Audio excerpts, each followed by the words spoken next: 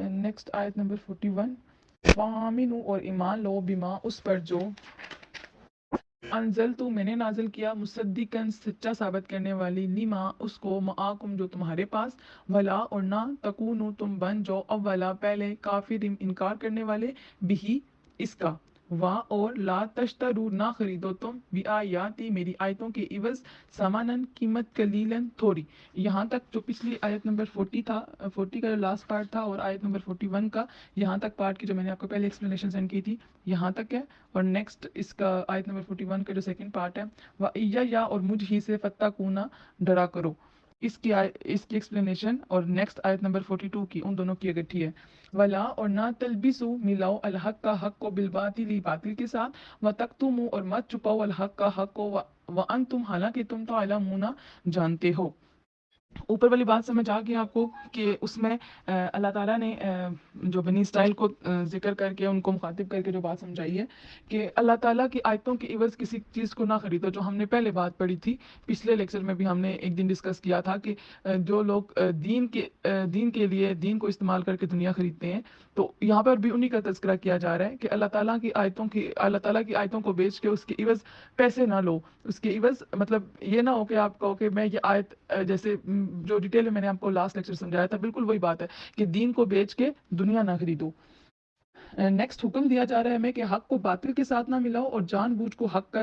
بوجھ کر حق کو نہ چھپاؤ۔ یہاں حق سے مراد حضور اکرم صلی اللہ علیہ وآلہ وسلم کی وہ صفات اور علامات ہیں جو تورات میں موجود تھی، مگر علماء یہود ان کو چھپانے اور ان میں شکوک و شبہات مطلب شک پیدا کرنے کی کوشش کرتے تھے تاکہ لوگ ان کو سن کر مسلمان نہ ہو جائیں۔ لہٰذا ایسے اہل اسلام کی یہ ذمہ داری ہے کہ وہ حضور اکرم صلی اللہ علیہ وآلہ وسلم کی عظمتوں کا چرچا کریں تاکہ دنیا آپ صلی اللہ علیہ وآلہ وسلم کی ذات اور کاملات سے متاثر ہو کر اسلام کے قریب آئے۔ حق کو چھپانا اور اس کو باطل کے ساتھ ملانا کسی اہل علم کے شان نہیں، چاہے وہ مسلمان ہو یا اہل کتاب۔ مطلب اہل کتاب جو مطلب قرآن پاک کو نہیں ماننے والے، کسی اور صرف ایک ہی کتاب کو مانتے ہیں، قرآن پاک کو نہ مانے۔ تو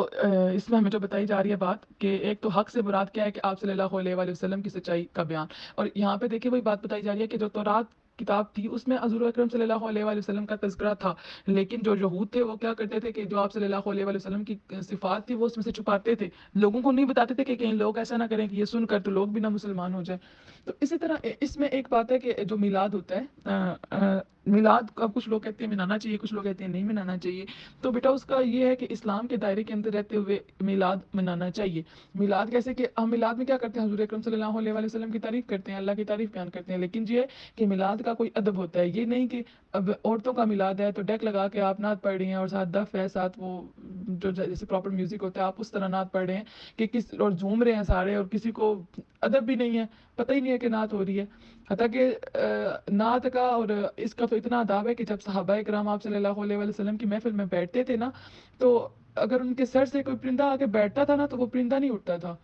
اتنا وہ مطلب اس قدر وہ اپنے سر کو جھکا کے بالکل ادب کے ساتھ بیٹھے ہوتے تھے جب آپ صلی اللہ علیہ وسلم ان کی محفل میں بیٹھے ہوتے تھے۔ تو ایسے تو ہوتا ہے نا کہ اب ہمارے سر میں تو پہلی بات ہے آ کے پرندہ بیٹھتا ہی نہیں ہے نا، ہم تو ویسے ہر وقت ہلتے رہتے ہیں، اور اگر کبھی آ کے بیٹھے بھی تو ایک دم سے ہمارا سر ہلے گا اور وہ اٹھ جائے گا۔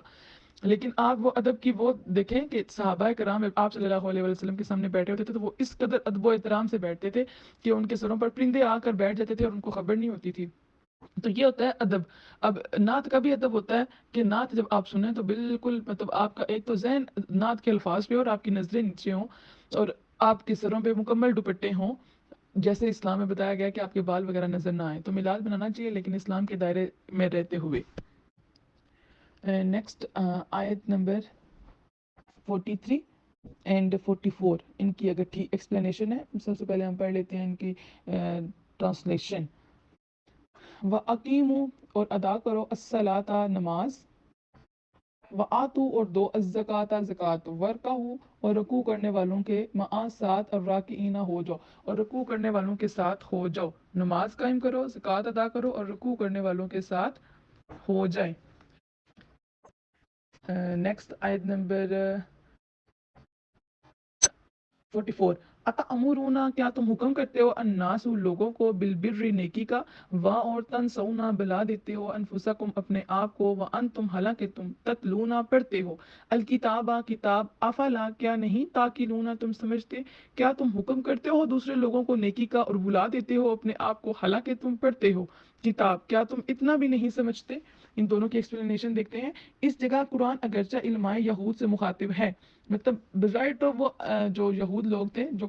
तौरात में तब्दीलियां लाते थे और आप सल्लल्लाहु अलैहि वसल्लम की सिफात को छुपाते थे, उनसे मुखातिब है। मगर ये हर मजहबी रहनुमा के लिए लम्हा फिक्रिया है। मगर लेकिन कुरान पाक में जो भी बातें हमें बताई गई हैं, अगर बेशक वो मुखातिब किसी और से हैं, लेकिन उसमें हमारे लिए भी कुछ ना कुछ हिकमत मौजूद होती है। दूसरों को नेकी की दावत देना लेकिन खुद बुराई में सरगर्दान रहना, लोगों को हक और एसार का दर्ज देना लेकिन खुद बातिल और खुदगर्जी का शिकार रहना, ऐसा महकल मर्ज है जो न सिर्फ दाई की साख को मरजू करता है बल्कि खुद दावत को भी मशकूक बना देता है। क्योंकि लोग काफरों से तो हसीने पैगाम सुनते हैं लेकिन आंखों से बदतरीन अफाल देखते हैं। कोलोफेल का ये तजाद देकर वो बेचारे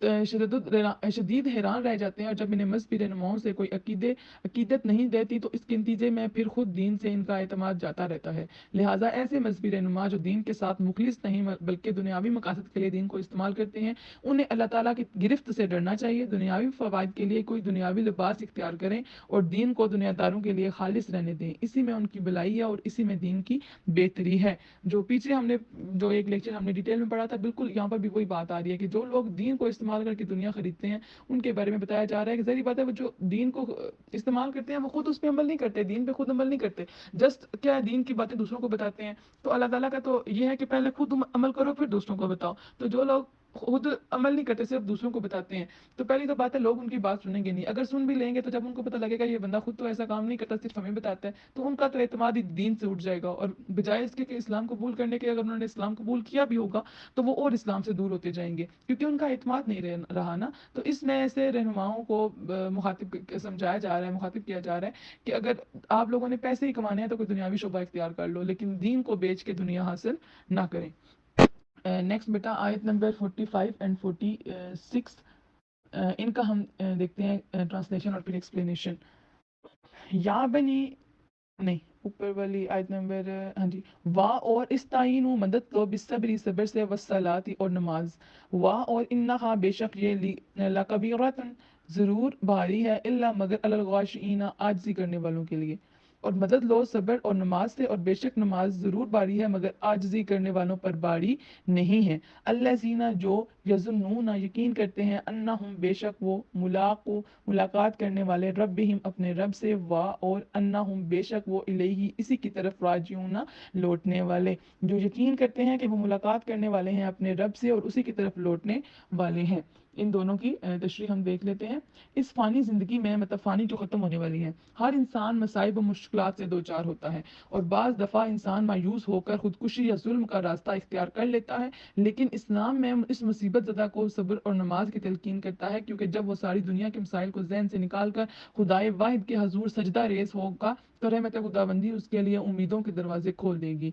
ये दुरुस्त है कि नमाज की पाबंदी आसान नहीं, लेकिन जो खुश नसीब आखिरत और खुदा की तरफ लौटने पर यकीन रखते हैं उन्हें नमाज से मोहब्बत हो जाती है, क्योंकि ये खुदा से मुलाकात का जरिया है। जो ऊपर आपने ट्रांसलेशन में पढ़ा है ना कि बेशक नमाज एक सख्त मुश्किल काम है मगर उन आजिज़ी करने वालों के लिए मुश्किल नहीं, मतलब जो आजिज़ हैं, जो अल्लाह ताला के सामने झुके हुए हैं, उनके लिए तो ये मुश्किल नहीं है। लेकिन वैसे नमाज क्या है, एक मुश्किल काम है, लेकिन जो आखिरत पे यकीन रखते हैं उनके लिए मुश्किल नहीं है। उनको पता है, जब जैसे हम अभी सोचे ना कि कल जो हमारा गुजर गया है, आपको आज से पहले जितना टाइम जो गुजर गया है वो गुजर गया, हम वक्त को रोक नहीं सकते। तो जो गुजर गया जिसमें आपने नमाजें पढ़ी हैं वो भी गुजर गया और नहीं पढ़ी तब भी टाइम तो गुजर जाता है। तो जिनको आखिरत पर यकीन होता है, अल्लाह पर यकीन होता है, तो वो उनके लिए नमाज मुश्किल नहीं है। उनके लिए तो ये है कि चाहे बाकी सारे काम रह जाएं लेकिन नमाज ना रहे, क्योंकि बाकी सारे काम तो शायद वो मुझे 2 मिनट के लिए फ़ायदा दें, 5 मिनट के लिए फ़ायदा दें, 10 मिनट के लिए फ़ायदा दें,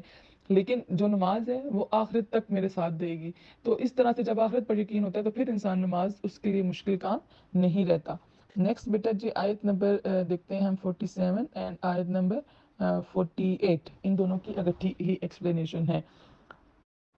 या बनी ए औलाद इसराइला याकूब या इसराइल, इस करो याद करो नेमती मेरा एहसान, अल्लाह थी जो अनअम तो मैंने इनाम किया, अलैकुम तुम पर, व अन्नी और बेशक मैंने फद्दलतुकुम फजीलत दी तुमको, अला पर अल आलमीना जहान वालों, اے اولاد یعقوب یاد کرو میرا وہ احسان جو میں نے تم پر کیا اور یہ کہ میں نے فضیلت دی تھی تمہیں سارے جہان والوں پر واتقوا اور ڈرو یومن اس دن سے لا تجزی نہ بدلہ دے سکے گا نفس کوئی شخص ان سے نفس کسی شخص کا شیئن کچھ بھی ولا اور نہ یقبل قبول کی جائے گی منہا اس سے شفاعت سفارش ولا اور نہ یؤخذ لیا جائے گا منہا اس سے عدل معاوضہ ولا اور نہ ہم وہ ینصرون مدد کیے جائیں گے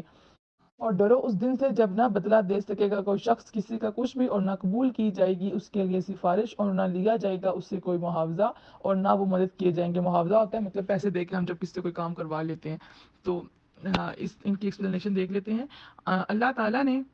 بنی اسرائیل میں ہزاروں انبیاء کرام مبعوث فرمائے مطلب نازل فرمائے جن کی تبلیغ سے بنی اسرائیل ہدایت کی راہ پر گامزن ہوئے اور اسی وجہ سے اللہ تعالیٰ نے اس زمانے کے سارے لوگوں پر بنی اسرائیل کو فضیلت عطا فرمائی لیکن بعد میں انہوں نے آسمانی صحیفوں میں تعریف کر کے مطلب آسمانی کتابوں میں تبدیلی کر کے اپنی فضیلت کے اعزاز کو ضائع کر دیا جو اب امت مسلمہ کے سر پر سجا دیا گیا ہے بنی اسرائیل کو دعوت دی جا رہی ہے کہ اسلام قبول کر کے اس جماعت میں داخل ہو جو سارے جہان والوں سے افضل ہے اس طرح تم دوبارہ فضیلت کے مستحق ہو جاؤ گے اور یاد رکھو اگر تم ایمان نہ لائے تو پھر قیامت کے دن کوئی شخص تمہاری مدد نہ کر سکے گا اور نہ تمہارے حق میں کسی کی شفاعت قبول ہوگی لیکن کیونکہ روز قیامت میں شفاعت صرف اسی گناہگار کے حق میں قبول ہوگی جو ایماندار ہو اور یہ اس کے ایمان ہی کا ثمر ہوگا روز محشر اللہ تعالیٰ کی اجازت سے انبیاء علماء شہداء حفاظ قرآن کی صورتیں اور کم سن بچے شفاعت کریں گے نماز جنازہ اور بے شمار دعائیں شفاعت ہی کی ترجمانی کرتی ہیں مثلا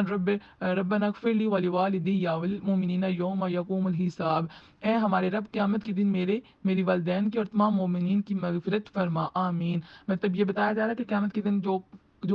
صورتیں ہیں قرآن پاک کی یا شہداء ہیں قرآن پاک کے حافظ ہیں علماء ہیں انبیاء ہیں جو دعائیں ہم پڑھتی ہیں ان دعاؤں سے شفاعت ہوگی تو شفاعت کے متعلق چند حدیث ہم پڑھ لیتے ہیں حضرت ابو ہریرہ رضی اللہ تعالیٰ عنہ بیان کرتے ہیں کہ رسول اللہ صلی اللہ تعالیٰ علیہ وآلہ وسلم نے فرمایا ہر نبی کی ایک دعا قبول ہوتی ہے بس ہر نبی نے وہ دعا جلد مانگ لی اور میں نے اس دعا کو قیامت کے دن اپنی امت کی شفاعت کے لیے چھپا رکھا ہے اور یہ انشاءاللہ میری امت میں سے ہر شخص کو حاصل ہوگی جو اس حال میں مرا کہ میں نے اللہ تعالیٰ کے ساتھ شرک نہ کیا ہو کہ جس شخص نے بھی اللہ تعالیٰ کے ساتھ شرک نہیں نہ کیا تو ہر اس شخص کو چھوڑ کے باقی سب کے لیے حضور پاک صلی اللہ علیہ وآلہ وسلم نے اپنی ایک دعا